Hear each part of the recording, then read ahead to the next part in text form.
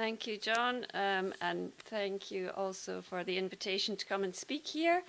It's a pleasure to be here amongst this audience of so many providers from different parts of the industry. And I'm going to take you on a little journey now into the user's side of the fence, because I'm going to speak from the point of view of the retail sector. And I would like to, in fact, just start off by saying, why do we need this package? And I think Mr. Ludvigsen has made many of the points that I would make on that. What exactly is this package, this payments package, aiming to do? And what will be the consequences of it for all the players in the market? Look at that briefly, and then speak briefly about governance as well, if I haven't overloaded my agenda. So I think, as Mr. Ludvigsen said, the payments market is not functioning properly. I think the word you used was mess. Competition is not functioning effectively. And if I focus in on the MIF system as a system, now interchange fees have been extremely useful, I think, in establishing electronic cards as a mechanism for payments that we all use. And it's been a business model which has worked very well for 50 years. But we have to also move with the times, and our business models have to move with the times. And we have an absolute explosion of technologies, which I think mean that we have to look at the business models and we have to say, well, look, what works now?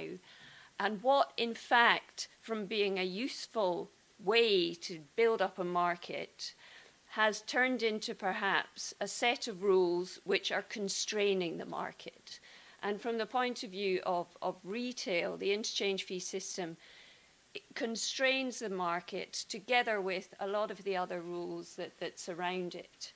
And we see from the way it works in practice is that the different card schemes compete with each other. They compete for issuing bank custom. And this in itself tends to raise interchange fee levels rather than putting them down. And also the issuing banks compete for cardholder custom. They offer more and more rewards, different rewards. They come out with new products to which they attach rewards. And therefore, the system generates a level of competition fees which go up the way through competition. And it also, I would argue, generates quite a large amount of wastage, because you've got a lot of rewards which are neither asked for nor used by the cardholders. And the other element of it is that cardholders do not see the fees that they pay. They're hidden, and therefore they don't realize that they're actually paying for their own rewards. And in addition, everybody who buys goods and services pays for the card usage of all the people who have high interchange fee cards.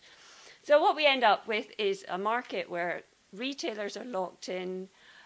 Consumers are also locked into a system where they don't have choice amongst all the different payment methods.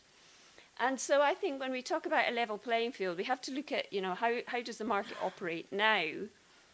And when we ask for a level playing field, which is, of course, ideal, we have to think, well, we can't go from a situation where the market is very unlevel to it being level overnight. You can't ask a piece of legislation to do that. Therefore, what the Commission, I think, is trying to do with this package is to open up the ways in which players can move into the market, to create more choice for all the players, for retailers, for consumers, and indeed for new providers, to allow them to enter the market, and therefore to give a chance to the market players themselves to create their own level playing field. I think that's the only way you can do it. People have to grow from being small to being big. And so I think the way the Commission has seen it is that there are three elements to their package. You've got the MIF regulation and the caps, which is the best mechanism I think we have for tackling the interchange fee barrier. And also it tackles the ancillary rules like the honour all cards rule, which locks retailers into accepting a lot of different types of cards, irrespective of the fee which is attached to that type of card. They then also have brought into play the Payment Accounts Directive, which has already been mentioned, and I'm glad it's been mentioned today because I think that's a very important element, because what it will do is to bring competition into the retail banking market. It will allow consumers to compare bank charges from bank to bank through a central database in each member state, and it will also allow them to switch banks from one to another much more easily than they can do at the moment. It also means that you have a market where every consumer will have a debit card. I mean, most people now have debit cards, but there are a lot of unbanked. And it will mean everyone has a debit card, and therefore the idea that you have to incentivize the use of debit cards through interchange fee mechanism will no longer apply. And we think increasingly also that the idea of incentivizing people to use credit cards is not so appropriate in very developed markets such as we have in Europe.